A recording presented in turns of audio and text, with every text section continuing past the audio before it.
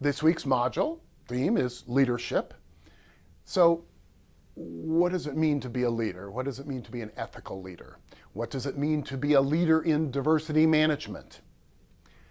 Well, it's going to take a library of books to answer. I'm sure you've seen dozens of articles about leadership. There's tips and steps and habits to whatever about being a good leader, and most of it's good advice. It's good stuff out there.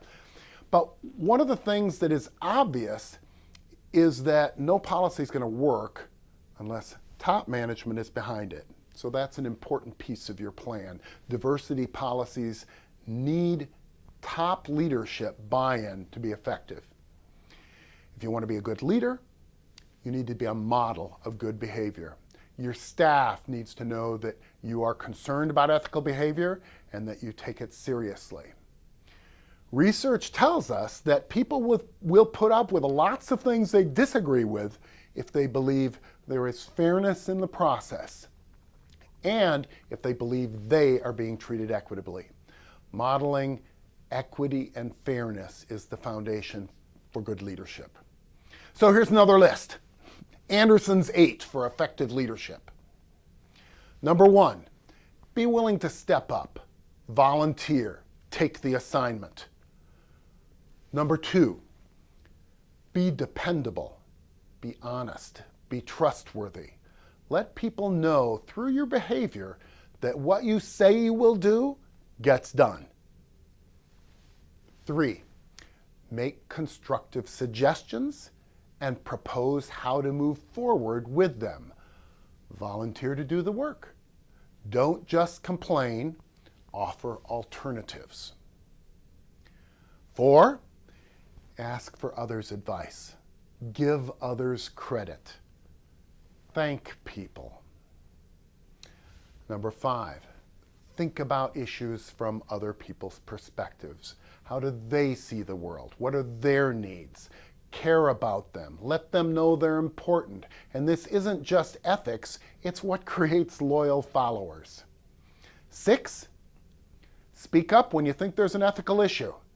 And you don't have to be someone who thinks they're right and others are wrong. Don't be condescending or arrogant. You might phrase your position as a question. I don't know, would this be ethical?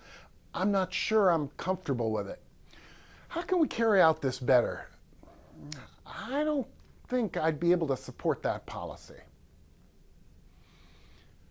Number 7, know the content of the issue.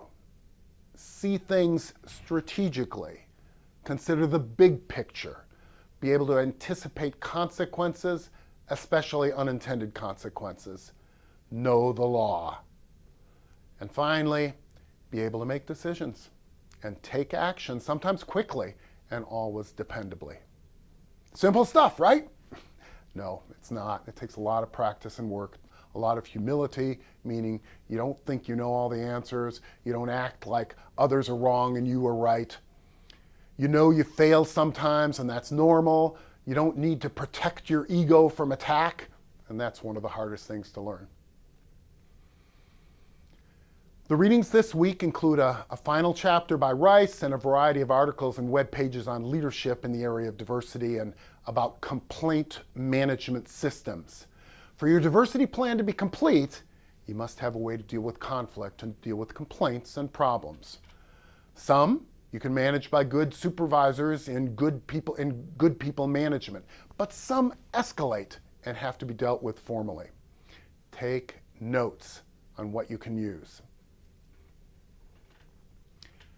In discussion board, we'll talk about complaint grievances processes and ask you to share your ideas on what makes them fail or succeed. How have you seen a complaint or grievance process fail? What makes a bad process? What makes a good process? What makes a process succeed?